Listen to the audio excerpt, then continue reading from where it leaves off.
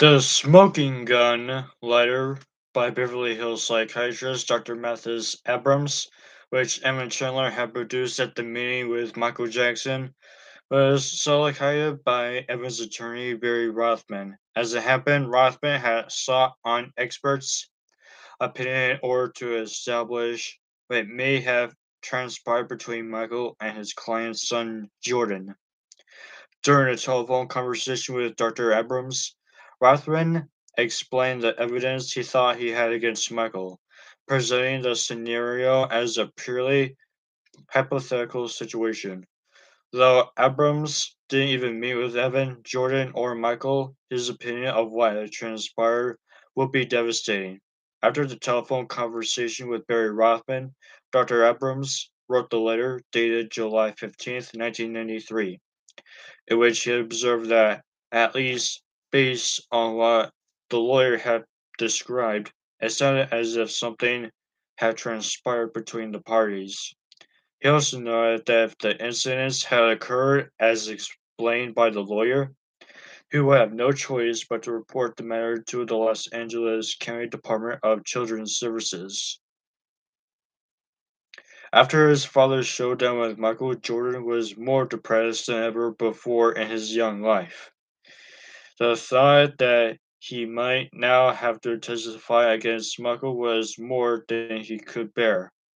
Before he went to bed, he drew what looked like suicide art, a stick figure jumping off the roof of a 45-story building and then landing in a bloody heap on the ground.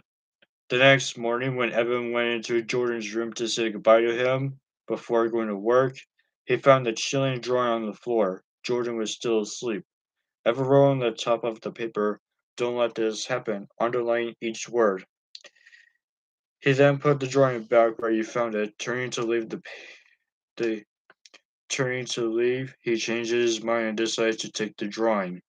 It will become evidence of Jordan's state of mind. The next evening, Evan and Barry Rothman met with Anthony Pellicano. They put their cards on the table, recalled Anthony. 20 million, that's what they wanted. In fact, Evan wanted the total sum of $20 million to be deposited in interest-bearing account. 5 million will be paid out to Jordan in four installments over a 4-year period. Maybe that money will teach Michael Jackson not to abuse any more children, Evan explained to Anthony. It'll pay for Jordan's education for psychiatric evaluation. Some will be donated for child abuse foundations. I'll be able to retire and spend more time with my son and help him through this time. If not, then fine, we'll have a trial and see how that goes. Though Anthony felt sure Michael wouldn't consider paying a single dime to the Chandlers, he was duty bound to pass the offer to his client. Evan had already handwritten a letter to his attorney Barry Rothman dated August 5th, outlining his intention if Michael decided not to pay the 20 million. In the missive, he explained that one of the reasons he had hoped to avoid a trial was because he realized the devastating impact it would have on Michael's career. I believe that Michael was a kind, sensitive, compassionate person who made a mistake in judgment born out of honest love for Jordan, he wrote. I now know I was wrong.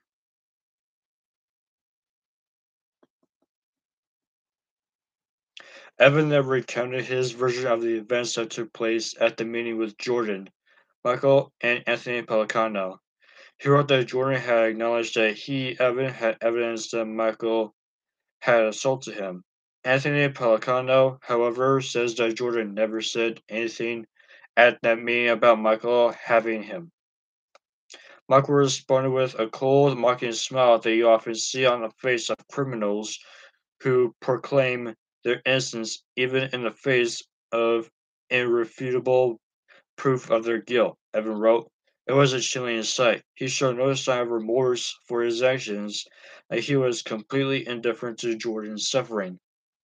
Evan then opined that if Michael were to see a psychiatrist, it would surely be determined that he is. Therefore, Evan wrote he had no sympathy for Michael whatsoever and no interest in protecting him from prosecution. In fact, he wrote he now believed that Michael would be jailed to prevent him from assaulting other minors. He added that if he believed that Michael's incarceration would be the inevitable result of any investigation by the district attorney, and that if Jordan would need to be called as a witness, he would eagerly testify against Michael. Jordan would only have to tell the truth, Evan wrote, perhaps not taking into consideration the emotional ordeal such gut wrenching testimony might exact from his son. I would like you to continue to negotiate with Mr. Pelicano, Evan concluded, but if these negotiations are not successful, then as your client, I'm instructing you to file a complaint against Michael Jackson for the assault against my son. In a postscript, he wrote of the drawing he found in Jordan's bedroom. I thought you should see, he wrote. I'm very frightened. One way or the other, please get this over with as quickly as possible. He enclosed a copy of Jordan's drawing.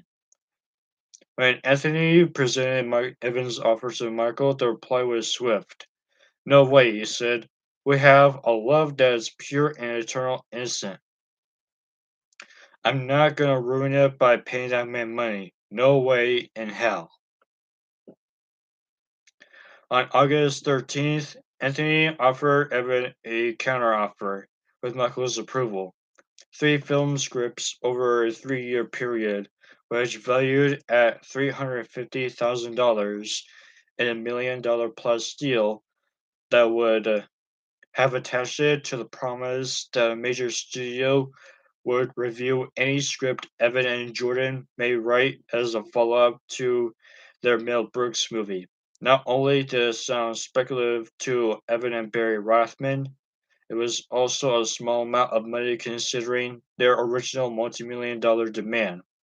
You guys aren't even in the ballpark, Evan told Anthony. Pass. Then, oddly, Evan asked Anthony if Jordan could take possession of the computer Michael had purchased for him and which he had set up as Los Angeles hideout. Anthony could believe Evan's gal. Michael had never bought that computer for Jordan, he answered quickly, thought it seemed doubtful. Anthony even knew that Evan was talking about, and Jordan would never see it again, so forget about it. Evan stormed out of the office.